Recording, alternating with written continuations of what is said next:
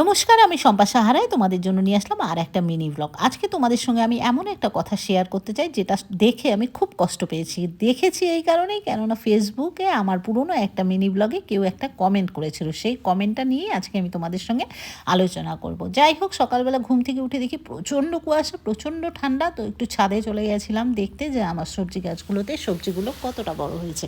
বেশ কয়েকদিন থেকে ছাদে যাওয়া হয় না, তো দেখলাম যে না, সবজি গাছের সবজিগুলোও বড় হয়েছে, তার সাথে সাথে ফুলগুলোও বেশ বড় হয়ে গেছে। সব দেখে দেখে নিচে চলে এসে রান্না বসিয়ে দিলাম।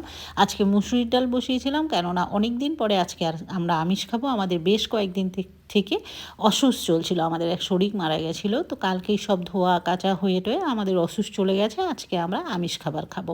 তো মুসুরির ডাল বসাতে বলেছিল বর, কেননা পেঁয়াজ দিয়ে মুসুরির ডালটা তারা খুব ভালোবাসে, ছেলে আর তার বাবা। তো অনেক দিন থেকে খাওয়া হয় না, বর বলেছিল একটু মুসুরির ডাল করো পেঁয়াজ দিয়ে, তো সেটা করলাম। আর এক গ্যাসে হাঁড়িতে ভাত চাপিয়ে দিয়েছিলাম, কেননা যেহেতু শীতকাল, কুয়াশা উঠতে দেরি হয়ে যায়। তো রান্না যদি করা থাকে, বিশেষ করে ভাত ডাল বা একটা সবজি, তাহলে কিন্তু সকালের ব্রেকফাস্টটা সবার তাড়াতাড়ি হয়ে যায়।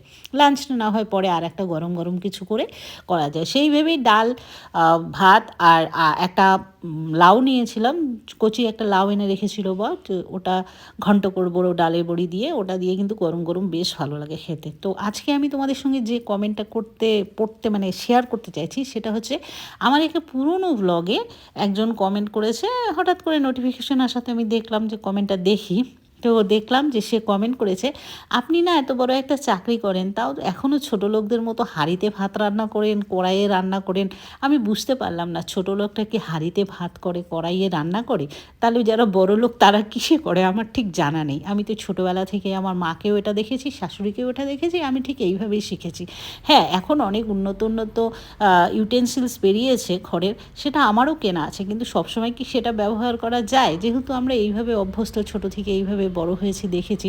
আর আমি বুঝতে পারলাম না ওনার কমেন্টের অর্থটা কি। হাঁড়িতে ভাত খাওয়া, কড়াইয়ে রান্না করা, এটার অর্থ কি ছোটো লোক? আমি না ঠিক বুঝতে পারিনি। তোমরা যদি কেউ বুঝে থাকো আমাকে একটু জানিয়ে দিও তো, যে ওই লোকটাকে ঠিক কী উত্তর দেওয়া যায়। আমি এখনও উত্তর দেইনি।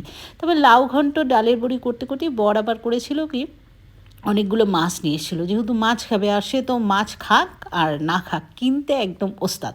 বাজারে যত মাছ আছে পারলে সব তুলে নিয়ে আসতে পারলে তার ভালো হয়।